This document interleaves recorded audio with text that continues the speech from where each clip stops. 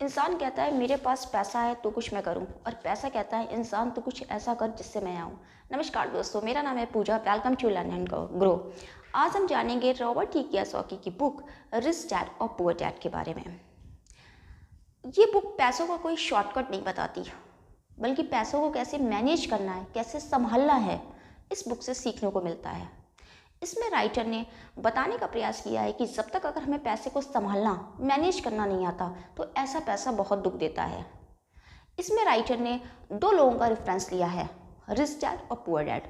शायद यहाँ पर राइटर के मन में ये रहा, उन्होंने अपने मन को पुअर डैड और दिमाग को रिच डैड माना है। रिश्तों को पैसों के ऊपर ना रखा जाए, इसलिए लेखक ने यहाँ पर रिश्तों के माध्यम से समझाने की कोशिश करी है और अपनी बुक को नाम दिया है रिच डैड पुअर डैड। इसको लिखा है रॉबर्ट टी कियोसाकी ने। उन्होंने बताने का प्रयास किया है कि जब तक हमें पैसों को संभालना और मैनेज करना नहीं आता, तब तक कभी हम अमीर नहीं बन सकते।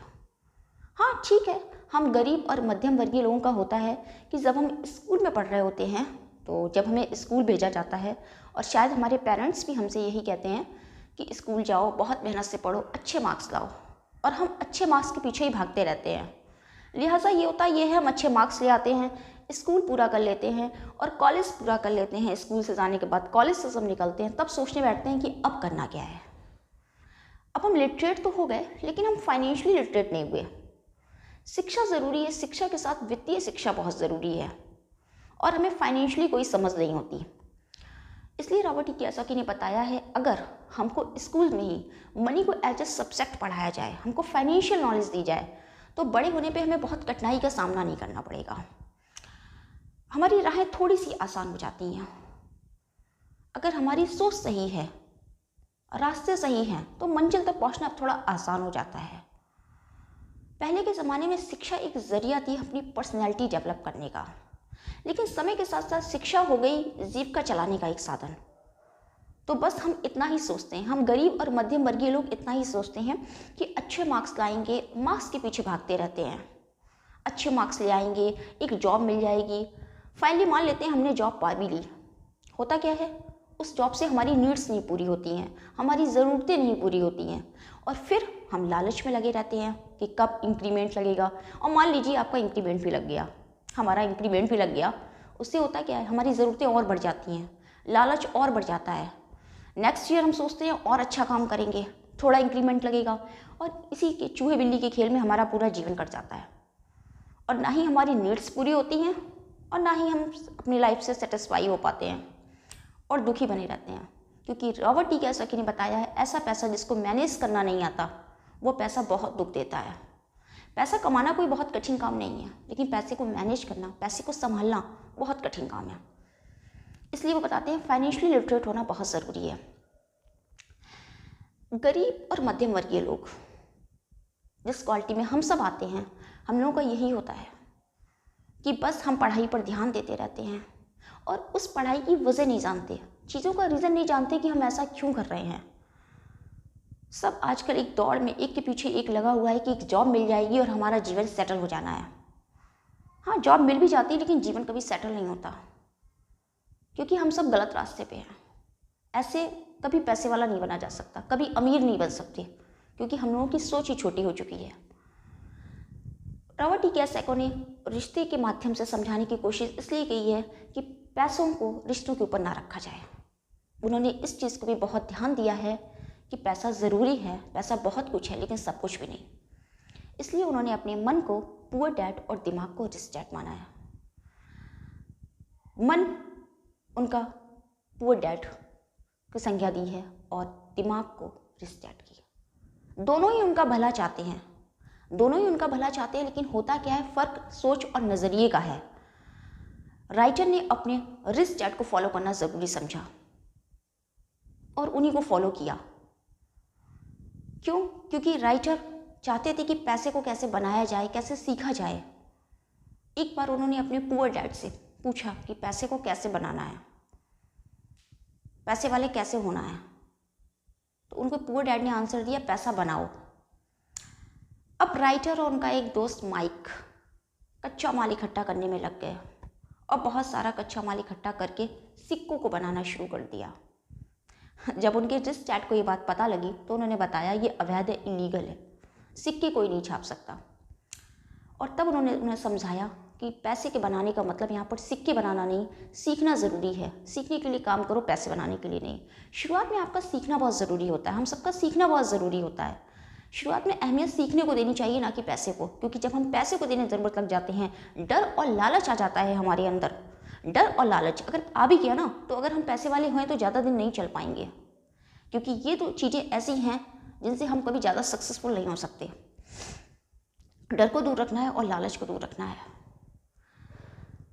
अब ज़रूरी है कि पैसा कि हम अंतर जानें एसेट्स और लायबिलिटीज़ में।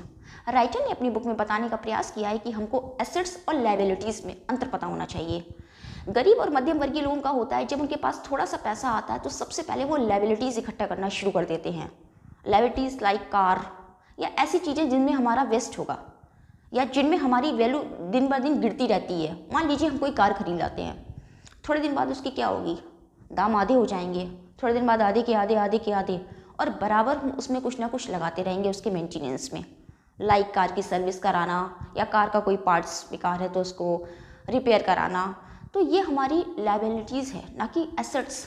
एसेट्स वो होते हैं जिनकी कीमत दिन ब दिन बढ़ती है। जैसे फॉर एग्जांपल अगर हमने कोई प्रॉपर्टी खरीद ली तो उसकी कीमत दिन ब दिन बढ़ेगी। लेकिन हम लोगों का क्या होता है, हम लोग लायबिलिटीज़ इकट्ठी करने में लग जाते हैं। इसलिए कहते हैं अमीर एसेट्स इकट्ठा करते हैं और गरीब रिस्पॉन्सिबिलिटी। गरीब लोगों का, हम गरीब लोगों या मध्यम वर्गीय लोगों का, मिडिल क्लास लोगों का होता ये है कि वो उनके पास थोड़ा पैसा आया, सबसे ज़्यादा पहले लायबिलिटीज़ इकट्ठी कर लेते हैं और ले लेते हैं बहुत लंबा चौड़ा लोन, और उनका पूरा जीवन उसी लोन को धीरे धीरे इंटरेस्ट के साथ देने में ही निकल जाता है और वो कुछ नहीं कर पाते। इसलिए अमीर और गरीब होता जा रहा है। फ़र्क बस सोच का है, नज़रिए का है। वरना पैसा कमाना कोई बहुत कठिन काम नहीं है, लेकिन पैसे को मैनेज करना, पैसे को कैसे मैनेज किया जाए, उसको कैसे संभाला जाए, कैसे उसको ठीक जगह लगाया जाए कि पैसा आपके लिए काम करे, ना कि आप पैसे के लिए काम करें। राइटर ने अपनी बुक में यही बताने का प्रयास किया है कि अमीर लोगों का पैसा उनके लिए काम करता है और गरीब लोग और मिडिल क्लास लोग पैसे के लिए काम करते हैं। यही अंतर है सोच और नज़रिए का। राइटर ने अपनी बुक रिच डैड और पुअर डैड में यही बताने का प्रयास किया है। उन्होंने दो लोगों का रेफरेंस लेकर चीज़ों को बहुत अच्छे से समझाने की कोशिश करी है कि आप एसेट्स और लायबिलिटीज़ में जिस दिन फ़र्क जान गए ना, उस दिन आपको अमीर होने से कोई नहीं रोक सकता, क्योंकि हम लोग लायबिलिटीज़, रिस्पॉन्सिबिलिटीज़ इकट्ठी करते हैं, एसेट्स इकट्ठा नहीं करते हैं। यही अंतर है हमारी सोच में और अमीर लोगों की सोच में। ज़रूरी है कि हम पैसे को ऐसी जगह लगाएं कि पैसा हमारे लिए काम करना शुरू कर दे। हम टैक्स को जानें, हम बिजनेस को जानें, हम स्टॉक मार्केट को जानें। ये ज़रूरी है, ना कि ये ज़रूरी है कि जैसे हमारे पास थोड़ा सा पैसा आया हम कार या मोबाइल, सेल फोन या कुछ ऐसी चीज़ ले आए जिसकी वैल्यू दिन ब दिन गिरेगी। तो समझ जाइए कि आप लायबिलिटीज़ इकट्ठी कर रहे हैं, एसेट्स नहीं। और पैसे वाले लोग कभी लायबिलिटीज़ इकट्ठी नहीं करते। राइटर ने अपनी बुक में बहुत अच्छे से एक्सप्लेन करने की कोशिश करी है, क्योंकि रॉबर्ट टी कियोसाकी ने अपने रिच डैड की बात सुनी और उन्हीं को फॉलो किया। अपने काम से काम रखना, टैक्स को जानना, अपने लिए काम करो। लेखक का मानना था आप अपने लिए काम करें। होता क्या है, हम जब किसी चीज़ के लिए लोन ले लेते हैं और उस लोन को भरते हैं तो हम बैंक्स के लिए काम करते हैं, अपने लिए नहीं, क्योंकि लोन हमेशा इंटरेस्ट के साथ हम रिटर्न करते हैं। हम गवर्नमेंट जॉब करते हैं, हम टैक्स देते हैं, हम गवर्नमेंट के लिए काम करते हैं, अपने लिए नहीं। तो अपने लिए काम करना सीखें और आपका पैसा आपके लिए काम करे। यही पैसे की समझ और पैसे को सीख है। लेकिन हम ऐसा नहीं करते, हम पैसों के लिए काम करने लगते हैं और उसी डर, उसी लालच में थोड़ा पैसा बढ़ेगा, थोड़ा इंक्रीमेंट लगेगा, इसी सब में लगे रहते हैं। या स्टूडेंट लाइफ होती है तो मार्क्स के पीछे भागते हैं, सोचते हैं अच्छे मार्क्स आ जाएंगे तो बहुत अच्छी जॉब मिल जाएगी, लाइफ सेटल हो जानी है। बट ऐसा कुछ नहीं होता। इसीलिए लेखक ने बताया है, ना हारना ज़रूरी है, ना जीतना ज़रूरी है। ये जीवन का खेल है, इसे खेलना ज़रूरी है। और उन्होंने अपने रिच डैड और पुअर डैड रिश्तों के माध्यम से चीज़ों को बहुत अच्छे से समझाने की कोशिश करी है कि रिश्तों को ऊपर पैसे को ना रखा जाए। हाँ, पैसा ज़रूरी है, लेकिन इतना भी नहीं कि हम अपने रिश्ते ख़राब कर लें। लेकिन अगर आपको लाइफ में सक्सेसफुल होना है तो बचपन से ही, रॉबर्ट टी कियोसाकी चाहते थे कि बचपन से ही मनी को एज ए सब्जेक्ट पढ़ाया जाने लगे और हम एक अच्छा मार्गदर्शक चुने उन्होंने अपने रिच डैड को इसलिए फॉलो किया क्योंकि उनके पुअर डैड एक सरकारी स्कूल में टीचर थे, क्योंकि जिन्हें फाइनेंशियली कोई नॉलेज नहीं थी। इसलिए लिटरेट होने के साथ साथ फाइनेंशियली लिटरेट होना भी बहुत ज़रूरी है। इसको एज ए सब्जेक्ट अगर शामिल कर लिया जाए हमारे एकेडमिक्स में तो हम बहुत कुछ सीख सकते हैं और हमारी रास्ते थोड़े से आसान हो सकते हैं। इसलिए पैसे को मैनेज करना, पैसे को संभालना, ये बहुत ज़रूरी है। जब हमको ये नहीं आता तो लाइफ में हम बहुत सक्सेसफुल नहीं हो पाते। यही सोच में अंतर है हम में और अमीर लोगों में, हम यहीं तक नहीं सोच पाते। इसलिए राइटर ने इस चीज़ पे बहुत हाईलाइट किया है कि आप एसेट्स इकट्ठे करिए, लायबिलिटीज़ और रिस्पॉन्सिबिलिटीज़ नहीं। आशा है आपको ये वीडियो पसंद आया होगा। ऐसे ही मोर वीडियोज़ के लिए चैनल को सब्सक्राइब करें, शेयर करें और लाइक करें। Thank you.